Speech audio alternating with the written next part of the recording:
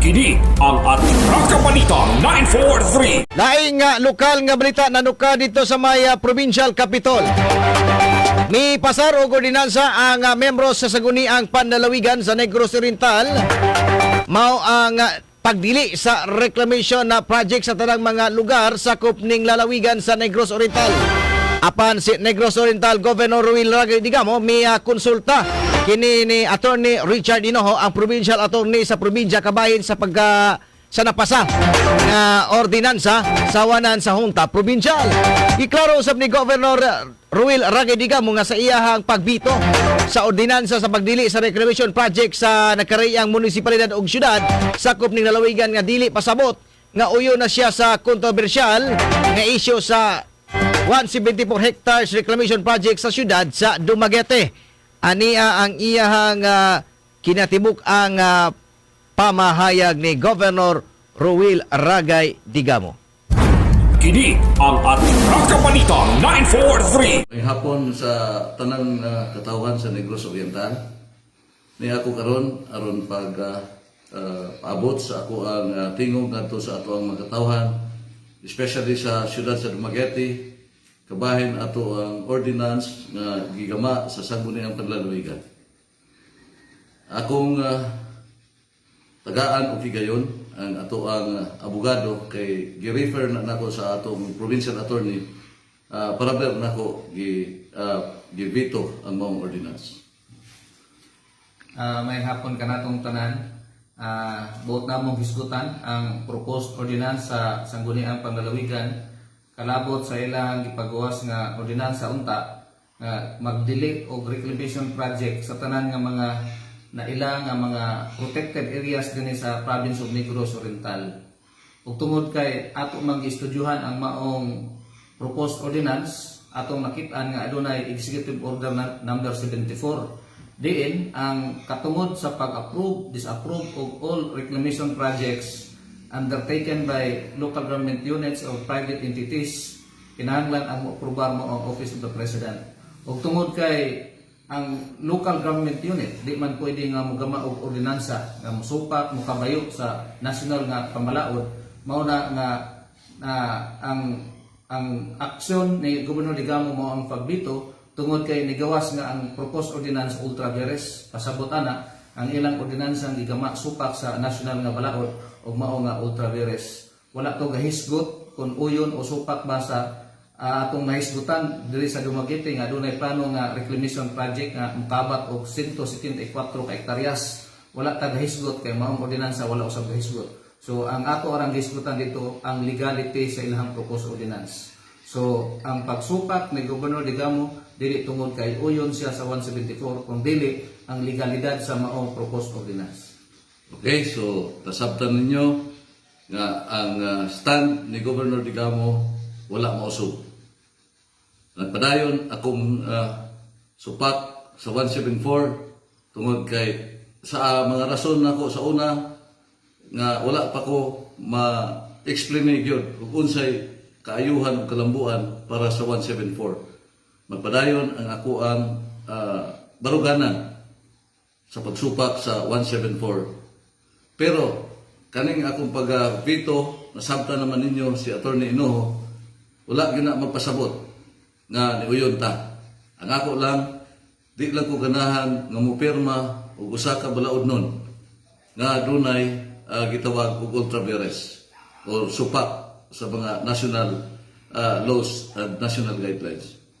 Daghang salamat o mayong hapon natong tananan. Maninaw ko nga nasabtan ninyo tanan kining amo ang gi-explicar diha kaninyo aron dili masaktan og politika ang ato ang gibuhat diha sa Kapitolyo. Si Negros Oriental Governor Ruil Ragay Digamo. Sa laing nga bahin kagapong adlaw September 28 ning tuiga, gi-take up atol sa regular session sa Junta Provincial ang pagbito message ni nga giduso ni Negros Oriental Governor Ruil Ragay Digamo ngadto sa provincial board ning probinsya. Si Negros Oriental Vice Governor Edward Mark Macias ni klaro nga adunay gahom ang gobernador ang pagbito sa ordinansang mugawas sa provincial board apan sa pag-abot sa bito message sa Hunta Provincial ila kini dayong tik-apon aron hisgutan. Dugang pa ni Vice Governor Edward Mark Macias adunay gahom usab ang miyembro sa Saguniang Panlalawigan nga mo-override sa bito message sa gobernador. Maong kagahapong adlaw nahimo nga botasyon pinaagi sa provincial board ang pagboto sa override sa bito ni Negros Oriental Governor Ruil Ragay Digamo lang bigit sa balaod nga napasar sa provincial board mao ang tanang pagdili sa mga reclamation project sa nagaraiyang munisipalidad ug syudad. Ani ang pabahayag ni Vice Governor Edward Mark Macias. Karong hapuna, pag-meet nato sa Sangguniang Panlalawigan during our regular session, atong gi-take up ang veto message sa gobernador. Nasayod matatanan na kana katungod na sa gobernador na mo-veto og unsang balaod na mogawas gikan sa Sangguniang Panlalawigan. Pero pag naabot na ang veto message, naapo na sa power sa Sanggunian na mo sulay og override. Ang pag-override sama sa akong giingon sa una, kinahanglan yun na og 2/3 sa vote sa entire Sangguniang Panlalawigan. So 13 board members appeal ang vice governor ang sa ihap. Pero dili makabutar ang vice governor kay di man 50-50. 2/3 may kinahanglan. So ang 2/3 ug imong ihapon ng 14, yung 2/3 ana is 9.3. Wa may tawong 0.3. So at least man so ari tas sunod kinatasan which is 10. So the vote required to override the veto of the governor was 10. Ang results nato, we were able to get 12 votes that voted for the Sangguniang to override, 0 ang votes na dili mo override, and 0 po ang abstention. There was one absent board member. Actually, naabot siya but he came late, so na siya kaabot sa voting, and this was board member Jake Reyes. And so that's that. That's the process that the law requires. After we have it published in kanang atong mga community newspapers for 3 consecutive weeks, then it will now take effect. Kini ang ating Rakapanitan 943. Si Negros Oriental Vice Governor Edward Mark Macias. Sa laing nga bahin samtang klaro usab ni First District Board Member Balin Titinyap sa ilahang pag-override sa veto message ni Negros Oriental Governor Ruil Ragay Digamo kagahapon adlaw nga kini gi-take up sa hawanan sa provincial board.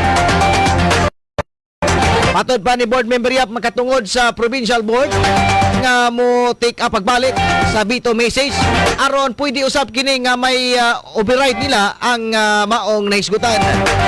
Aniya ang pamahayag ni board member Yap. Override ang veto ni Governor for the reason that ang gimasihan niya is Ultra Virus Act. Tungkol kaya na may executive order issued by President Duterte kay February 1, 2019 regarding the kaning sa PRA, Philippine Reclamation Authority. So, yung i-transfer nga under na ni sa control and supervision of the Office of the President. Muna siya ikwade na. But the point is, the provincial government passed an ordinance under RA 7160 po sa atong local government code way back 1991 pa ng Balaura. And para nako, wala executive order nga mo amend any national law for that matter. So wala ni siya a violation. Ilan na yung i-quote. So we insisted that the ordinance is proper and it's within the bounds of the authority of the Sangguniang Panlalawigan. So among gi-override ang iyahang dito. Kini ang ating Rakapanitan 943. Si board member Balin Titinyap sa unang distrito lalawigan sa Negros Oriental. Kini ang ating Rakapanitan 943. Ang matag katawhan adunay katungod mahibalo sa nagkadaiyang isyu man nasyonal o lokal. Balita nga importanteng masayran ni Juan de la Cruz. Prinsipyo, katungod og baruganan tintugan. Kini ang ating Rakapanitan 943. At Rakapanitan 943. programa ng tumong ug tuyo mao ang pagpahibalo sa katawhan at Raka Balita 943. Serbisyo publikong wala ipinili at Raka Balita 943. Raka Balita 943 sa inyong mga radyo Lunes hangtod Biyernes alas 6:30 hangtod alas 8 sa buta diri lamang sa pinakapatas nga sibiyahan 94.3 City Light FM at Raka Balita 943.